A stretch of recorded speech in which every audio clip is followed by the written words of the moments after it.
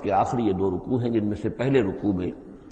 ایک کردار کا ذکر ہو رہا ہے، قارون، اور میں آپ کو بتا چکا ہوں کہ یہ کردار جو ہے اسے بھی ایک فرد نہ سمجھیے، بلکہ یہ کہ جو بھی کوئی حکمران قوم ہوتی ہے وہ اپنی غلام قوم کے اندر اس طرح کے کردار باقاعدہ پیدا کرتی ہے،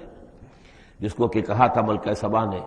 کہ ان الملوک اذا دخلوا قریۃ جعلوا عزت اہلھا اذلہ، اور اس کا ایک نتیجہ یہ نکلتا ہے کہ جو گھٹیا لوگ ہوتے ہیں، بے غیرت لوگ ہوتے ہیں، اپنی قوم کے ساتھ غداری کرتے ہیں، انہیں پھر وہاں خطابات دیے جاتے ہیں، نوازا جاتا ہے، ان کے اونچے منصب ہوتے ہیں، آنریڈی مجسٹریٹ بنا دیے گئے ہیں، فلاں ہو گئے ہیں۔ یہ سب کون تھے؟ یہ انگریزوں نے در حقیقت ہندوستان میں اپنی جو حکومت کو مضبوط کرنے کے لیے یہ ایک طبقہ جو ہے ہندوستانیوں میں سے ڈیولپ کیا تھا، اس طبقے کا یہ کردار ہے قارون۔ اچھا، اس قسم کے لوگوں کو پھر انگریز بڑے بڑے ٹھیکے دیتے تھے۔ اب آرمی کے سپلائی کے ٹھیکے ہیں تو بڑے بڑے ٹھیکیدار یہی ہوتے تھے، انہی کے پاس سرمایہ ہو جاتے تھے۔ یہ ساری چیزیں جو ہے ایک دوسرے سے ملی جلی ہوئی ہیں۔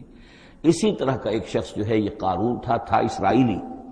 اور نہ صرف اسرائیلی، حضرت موسیٰ علیہ السلام کا سگا چچا زاد بھائی، فرسٹ کزن، لیکن یہ کہ یہ حکومت کے ساتھ فرعون کے دربار میں اس کی رسائی تھی، وہاں اس کی پذیرائی تھی، اور وہاں سے اس کو مراعات ملتی تھی۔ اس نے اتنی دولت سمیٹ لی تھی، جیسے ہمارے ہاں بھی بعض اب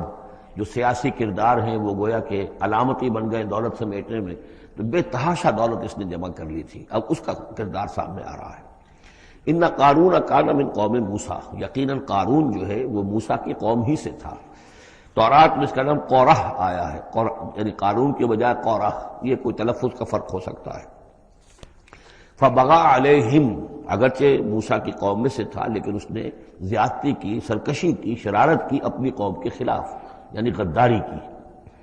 وآتیناہ من الکنوز، اور ہم نے اسے اتنے خزانے دیے تھے، ما ان مفاتحہ لتنوء بالعصبۃ اولي القوہ، کہ اس کی کنجیاں اٹھانے کے ضمن میں بڑے طاقتور جوانوں کی ایک جماعت بھی تھک جاتی تھی۔ یہ ذرا بات سمجھ آج نہیں آئے گی کہ آخر اتنی وہ کنجیاں کتنی ہوتی ہوں گی، تو اصل میں یہ کنجیاں جو تالے ہیں ہمارے جس طرح کے، یہ تو اب ایجاد ہوئی ہے۔ پچھلے زمانے میں کیا ہوتا تھا کہ کوئی بڑا سٹور ہے تو اس کے آگے بڑا ایک پھاٹک لگا ہوا ہے،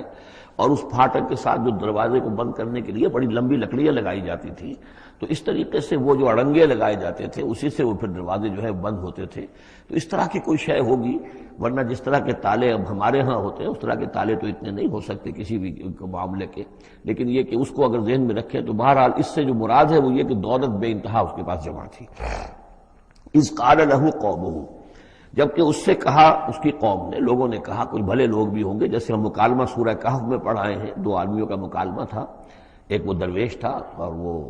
عارف باللہ تھا، اللہ پر ایمان رکھنے والا تھا، اور ایک وہ تھا کہ جو دولت میں مست ہو گیا تھا، مال مست تھا۔ تو وہاں کچھ لوگوں نے جو اچھے لوگ ہوں گے ان سے کہا، اس سے قارون سے، لا تفرح ان اللہ لا يحب الفرحین۔ یہ ذرا یہاں پر چار چیزیں پانچ چیزیں جو آ رہی ہیں گنتے جائیے کہ ایسے لوگ جن کے پاس بہت سی دولت جمع ہو گئی ہو، ان کو ان چار پانچ چیزوں کو پیش نظر رکھنا چاہیے۔ سب سے پہلے یہ کہ لا تفرح ان اللہ لا يحب الفرح، اس پر اتراؤ نہیں، اتراؤ مت، اللہ تعالیٰ کو اترانے والے پسند نہیں۔ نمبر دو، وابتغ فیما آتاک اللہ الدار الآخرہ، جو کچھ اللہ نے تمہیں دولت دی ہے تو اس سے دار الآخرہ حاصل کرنے کی کوشش کرو، اللہ کے لیے خرچ کرو تاکہ آخرت میں تمہیں اس کا اجر و ثواب ملے، تو تم گویا کہ آخرت کو خریدو گے اپنی اس دولت کے عوض۔ ان اللہ اشتری من المؤمنین انفسهم واموالهم بان لهم الجنہ۔ نمبر تین، ولا تنس نصیبک من الدنیا، معلوم ہوتا کہ بخیل بھی بہت تھا کہ وہ اپنے اوپر بھی کچھ خرچ نہیں کرتا تھا، جمع کرنے ہی کے اس کو فکر دامنگیر رہتی تھی۔ اور مت بھولو خود اپنا حصہ بھی دنیا میں سے، جیسے کہ ہم نے سورہ اعراف میں پڑھا تھا کہ قل من حرم زینۃ اللہ التی اخرج لعبادہ والطیبات من الرزق، اگر اللہ نے کسی کو کچھ دیا ہے تو پھر وہ اچھا کھائے اچھا پہنے، اس میں کس نے حرام کیا ہے؟ کوئی رہبانیت کا انداز تو نہیں ہے۔ اور یہ بھی ہم پڑھ چکے ہیں سورہ الفرقان میں کہ وہ اللہ کے جو نیک بندے ہیں عباد الرحمن، ان کے اوصاف میں سے ہے والذین اذا انفقوا لم یسرفوا ولم یقتروا،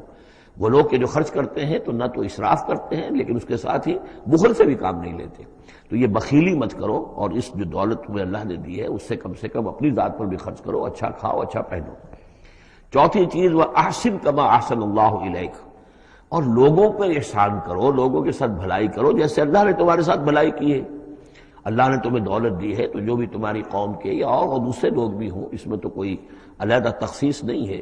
غریبوں کا، محتاجوں کا، مسکینوں کا، ان کا جو حق ہے، وفی اموالہم حق معلوم للسائل والمحروم، تو اس میں سے یہ ہے کہ اللہ نے تم پر احسان کیا ہے، یہ دولت دی ہے تو تم لوگوں کے ساتھ احسان کرو۔ اور پانچویں بات، ولا تبغی الفساد فی الارض، زمین میں فساد مت بچاؤ۔ اب یہ کیا مراد ہے؟ فساد کون سا بچا رہا تھا؟ وہ نبی تھے اس وقت کے حضرت موسیٰ علیہ السلام۔ حضرت موسیٰ علیہ السلام اپنے کار نبوت و فرائض رسالت کی ادائیگی میں پوری طریقے سے لگے ہوئے ہیں، اور کچھ لوگ ان کے ساتھ دے رہے ہیں، ان کا ہاتھ بٹا رہے ہیں۔ اب کچھ لوگ اس کام میں جب اڑنگا ڈالیں گے تو گویا کہ یہ فساد فی الارض ہے۔ اللہ تعالیٰ جو خیر چاہتا ہے موسیٰ کے ذریعے سے وجود میں آئے، اب اگر آپ موسیٰ کی مخالفت کریں گے، اس کی اسکیموں کو ناکام کرنے کی کوشش کریں گے، یہ وہی بات ہے جو منافقین کے بارے میں سورہ بقرہ کے دوسرے رکوع میں آ چکی ہے۔ وَإِذَا قِيلَ لَهُمْ لَا تُفْسِدُوا فِي الْأَرْضِ قَالُوا إِنَّمَا نَحْنُ مُصْلِحُونَ أَلَا إِنَّهُمْ هُمُ الْمُفْسِدُونَ وَلَٰكِن لَا يَشْعُرُونَ۔ جب ان سے کہا جاتا ہے کہ تم زمین میں فساد یہی تھا کہ ایک جماعت ہے، ایک تحریک ہے، اس کا ایک نظم ہے، اس نظم کے خلاف تم ریشہ دوانیاں کر رہے ہو، اور اگر اس کی اسکیموں کو فیل کرنے کی کوشش کر رہے ہو تو گویا کہ جو اصلاحی عمل ہے، جو انقلاب برپا کرنے کے لیے جد و جہد ہو رہی ہے، اس کو نقصان پہنچا رہے ہو۔ ان اللہ لا يحب المفسدین، اللہ کو ایسے مفسد پسند نہیں ہے۔ تو یہ پانچ چیزیں گن لیجئے۔ نمبر ایک، لا تفرح ان اللہ لا يحب الفرحین۔ نمبر دو، وابتغ فیما آتاک اللہ الدار الآخرہ، جو کچھ اللہ نے دیا ہے اس سے آخرت کا گھر حاصل کرنے کی کوشش کرو، یعنی انفاق فی سبیل اللہ، اللہ کی راہ میں صرف کرنا۔ نمبر تین، ولا تنس نصیبک من الدنیا، خود دنیا سے بھی تم بھی اپنا حصہ حاصل کرو، اچھا کھاؤ، اچھا پہنو۔ وہ احسن کما احسن اللہ الیک، اور خلق خدا پر بھی احسان کرو جیسے کہ اللہ نے تم پر احسان کیا ہے۔ اور نمبر پانچ، ولا تبغی الفساد فی الارض، دین کے لیے، اللہ کی توحید کے لیے، اللہ کے دین کے لیے جو جد و جہد ہو رہی ہے اس کو تقویت پہنچاؤ، نہ یہ کہ اس کے اندر تم خلل پیدا کرنے کی کوشش کر رہے ہو۔ اعلیٰ انما اوتیتہ علی علم عندی، اس نے کہا کہ یہ دولت جو ہے تم سمجھتے ہو مجھے اللہ نے دی ہے، یہ تو مجھے دی گئی ہے میرے علم کی بنیاد پر، میرے اندر علم ہے، فہم ہے، سمجھ ہے، میری پلاننگ ہے، اس کے نتیجے میں نے دولت کمائی ہے۔ یہ ہے در حقیقت ایک مادہ پرست انسان کا، جو ایک زر پرست اور مادہ پرست انسان جو ہے وہ سمجھتا ہے میری صلاحیت، میں نے بروقت اندازہ کر لیا تھا کہ اب مارکیٹ میں اس چیز کی ڈیمانڈ پیدا ہوگی اور میں نے اس کے لیے بندوبست کیا، تو اب مجھے بارے نیارے ہو گئے ہیں، تو یہ میری ذہانت ہے، میں نے اندازہ کر لیا کہ اب یہ جو ہے اتار چڑھاؤ جو ہے بازار میں آنے والا ہے، اسی کے حساب سے میں نے کچھ خرید و فروخت کی ہے تو مجھے دولت مل گئی ہے۔ تو اوتیتہ علی علم عندی، میرے پاس علم ہے، اس کی بدولت مجھے یہ سب کچھ دیا گیا ہے، مجھے یہ ملا ہے، میں نے کمایا ہے۔ اولم یعلم، کیا وہ جانتا نہیں کہ ان اللہ قد اہلک من قبلہ من القرون، کہ اللہ تعالیٰ نے اس سے پہلے بہت سی قوموں کو ہلاک کیا، من ہوا اشد منہ قوۃ، جو اس سے کہیں بڑھ کر تھی طاقت میں بھی، وہ اکثر و جمعا، اور جن کے پاس مال و اسباب دنیاوی اور دولت کے انبار بھی ان سے زیادہ جمع تھے۔ ولا يسأل عن ذنوبهم المجرمون، اور اللہ تعالیٰ کو اس کی ضرورت پیش نہیں آئے گی کہ مجرموں سے ان کے جرم پوچھے، یعنی اللہ تعالیٰ کے پاس تو پورا حساب کتاب موجود ہے، اعمال نامے موجود ہیں، اسے کسی سے پوچھنے کی ضرورت نہیں ہوگی کہ تم کیا جرائم کر کے آئے ہو۔ تو یہ تو گویا کہ از خود اللہ کے علم میں ہے، اور اظہر من الشمس ہوگا، یہی بات سورہ رحمان میں آئے گی،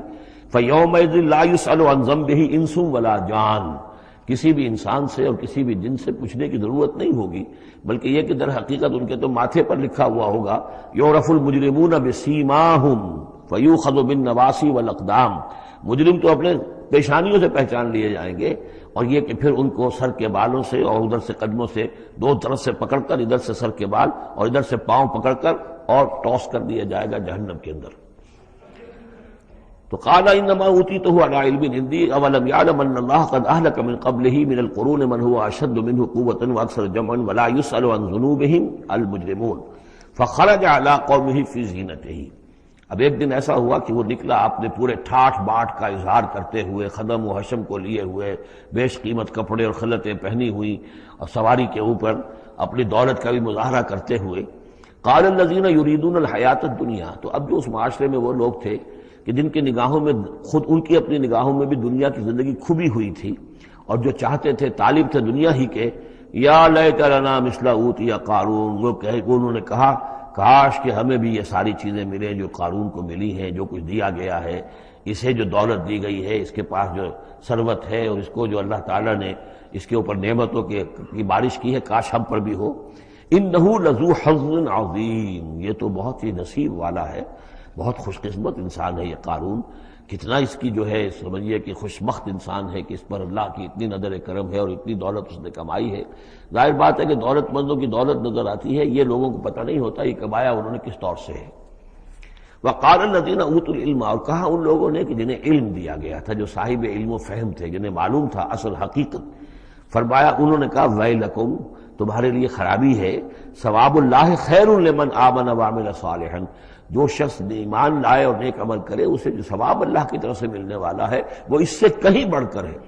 تم حسرت کے ساتھ اس کی دولت کو دیکھ رہے ہو، اس کے ٹھاٹ باٹ کو دیکھ رہے ہو، اس کی شان و شوکت کو دیکھ رہے ہو، اور تمہیں حسرت کا احساس ہو رہا ہے۔ اگر تم واقعتاً ایمان اور عمل صالح کی شرائط پوری کرو تو جو کچھ اللہ تعالیٰ تمہیں دے گا خود اس دنیا میں بھی، سورہ نور میں ہم پڑھ چکے ہیں، لَيَسْتَخْلِفَنَّهُمْ فِي الْأَرْضِ، حکومت ان کو دے گا، خلافت ان کی قائم کرے گا جو ایمان اور عمل صالح کا حق ادا کر دے۔ پھر آخرت میں جو ثواب ملنا ہے ظاہر بات ہے کہ اس کا تو کوئی تصور بھی تم نہیں کر سکتے۔ وَلَا يُلَقَّاهَا إِلَّا الصَّابِرُونَ، لیکن وہ جو صبر ہے، وہ جو اجر و ثواب ہے آخرت کا، وہ انہی لوگوں کو حاصل ہو سکے گا کہ جو صبر کرنے والے ہوں۔ اس دنیا میں وہ جیسے بھی ہو ضروریات پوری ہو جائیں، بس اس سے زیادہ کی ہوس نہ رکھیں، ایسا نہ ہو کہ کسی کے سامنے ہاتھ پھیلانا پڑے۔ حضور کی حدیث ہے ما قل و کفا خیر مما کثر والہا، کم ہو چیز لیکن کفایت کر جائے، ضرورت پوری ہو گئی، وہ اس سے کہیں بہتر ہے کہ زیادہ ہو، بہتات ہو، دولت بہت ہے اور وہ اللہ سے غافل کر دے۔ اس لیے کہ جب بہتات ہوگی تو انسان پر غفلت طاری ہو جائے گی۔ جب ایسا ہو کہ آج کے کھانے کا تو ہے، کل کے لیے اللہ پر توکل ہے تو اللہ یاد رہے گا، پھر انسان اللہ کو بھولے گا نہیں۔ تو ما قل و کفا خیر مما کثر والہا ولا يلقاها الا الصابرون فخسفنا به وبداره الارض، تو ہم نے اسے یعنی قارون کو اور اس کے محل کو ہم نے دھسا دیا زمین میں۔ اللہ تعالیٰ کی طرف سے عذاب خسف کا آیا اس پر۔ فما كان له من فئة ينصرونه، تو اس کے نہ تو کوئی ایسا لاؤ لشکر رہا کہ جو اس کی مدد کرتا من دون اللہ، اللہ کے مقابلے میں، وما كان من المنتصرین، نہ خود وہ اس قابل تھا کہ کوئی انتقام لے سکتا اللہ سے، معاذ اللہ۔ وَأَصْبَحَ الَّذِينَ تَمَنَّوْا مَكَانَهُ، اب وہ لوگ کہ جو تمنا جنہوں نے کی تھی بالامس، جو گزشتہ شام، اب جس رات کو وہ خسف ہوا ہے، اگلے روز جو دھوم مچی کہ وہ تو قارون کا محل جو زمین میں دھس گیا، اس کے سارے خزانے بھی گئے، وہ خود بھی گیا زمین کے اندر، تو اب جو وہاں پر شور ہوا ہوگا تو وہی لوگ جو پچھلی شام کو تو یہ کہہ رہے تھے کاش ہمیں بھی وہی کچھ ملے جو کچھ قارون کو دیا گیا ہے، یہ تو بڑا خوش قسمت انسان ہے۔ وَأَصْبَحَ الَّذِينَ تَمَنَّوْا مَكَانَهُ، جنہوں نے یہ چاہتا کہ وہی مقام و مرتبہ اور وہی چیزیں انہیں بھی مل جائیں، بالامس سے پچھلی دن، یقولون، وہ یہ کہنے لگے، یہ بھائی کأن اللہ یبسط الرزق لمن یشاء من عبادہ ویقدر، کہ بھئی یہ تو اللہ تعالیٰ کی طرف سے ہے کہ وہ جس کے لیے چاہتا ہے رزق شادہ کر دیتا ہے اپنے بندوں میں سے، اور جس کے لیے چاہتا ہے تنگ کر دیتا ہے یا ناپ توڑ کر دینا شروع کر دیتا ہے۔ لولا ان من اللہ علینا، اگر اللہ تعالیٰ نے ہم پر احسان نہ فرمایا ہوتا، لخسف بنا، تو ہم بھی اسی طریقے سے خسف کر دیے گئے ہوتے۔ یعنی ہم تو کہہ رہے تھے کہ ہم بھی اس جیسے ہو جائیں، ہمیں بھی اس کی سی دولت مل جائے، لیکن اس کی دولت کا جو انجام آج ہماری نگاہوں کے سامنے آیا ہے، لولا ان من اللہ، اگر اللہ تعالیٰ نے ہم پر یہ احسان نہ کیا ہوتا کہ ہمارے پاس وہ دولت نہیں تھی،